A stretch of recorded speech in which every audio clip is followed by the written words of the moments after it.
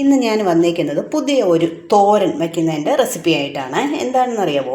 ഇതെന്താണെന്ന് നിങ്ങൾക്ക് അറിയാമല്ലോ. ഇത് കുഞ്ഞ് മുരിങ്ങയ്ക്കയുടെ കുഞ്ഞ് താറുണ്ടല്ലോ, താര് മുരിങ്ങയ്ക്ക കേട്ടോ. മുരിങ്ങയൊക്കെ ഒടിഞ്ഞ് വീഴുമ്പോൾ നമുക്ക് കിട്ടുമല്ലോ. നമ്മളപ്പോൾ വിചാരിക്കുന്നത് എന്ത് ചെയ്യാം, എടുത്ത് കളയാതിരിക്കാം. പക്ഷേ ഒരു കാരണവശാലും നിങ്ങളത് കളയരുത്. ഒരു അടിപൊളി തോരൻ വയ്ക്കാൻ ഇത് പറ്റും. ഇങ്ങനെ ഇത്ര നീളത്തിലരിഞ്ഞിട്ട് അതിൻ്റെ കൂടെ തന്നെ ചെറിയ ഉള്ളിയും കൂടെ ഞാൻ കുറച്ച് എടുത്തിട്ടുണ്ട്. ഇനി നമുക്കിത് എങ്ങനെയാണ് വയ്ക്കുന്നതെന്ന് നോക്കാം. ഓക്കെ.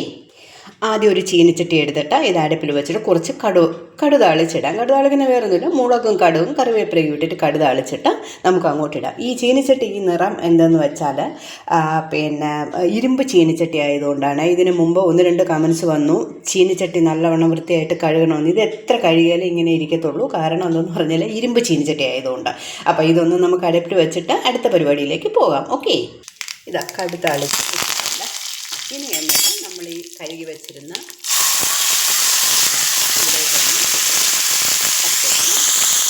ഉപ്പും കൂടെ ഇട്ടിട്ട് നമുക്കൊന്ന് ഇതിനൊന്ന് അടച്ചിടാം. ഓക്കെ.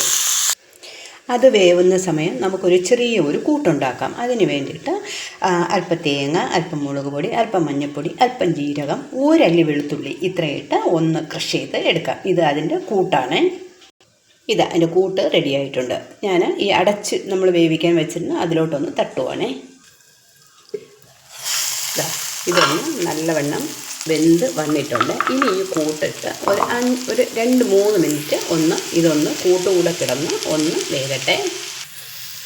അട്ടിപ്പൊളി തോരൻ റെഡി ആയിട്ടുണ്ട്. ഞാനൊന്ന് പാത്രത്തിലോട്ടൊന്ന് മാറ്റട്ടെ. തോരൻ നല്ല റെഡി ആയിട്ടുണ്ട്. നല്ല മണവും ഉണ്ട്. ഇതിൽ വിഷാംശങ്ങളോ ഒന്നും കലരാത്തതാണ്. നമ്മുടെ മുരിങ്ങയ്ക്കയെക്കുറിച്ചുള്ള ഗുണങ്ങളെല്ലാം നിങ്ങൾക്കറിയാമെന്നുള്ളതാണല്ലോ. അപ്പോൾ നിങ്ങൾ ഈ മുരിങ്ങയ്ക്കയുടെ താര കിട്ടുമ്പോൾ നിങ്ങൾ ഇതുപോലെ ഒന്ന് തോരൻ വെച്ച് കഴിച്ച് നോക്കണം. ഓക്കെ.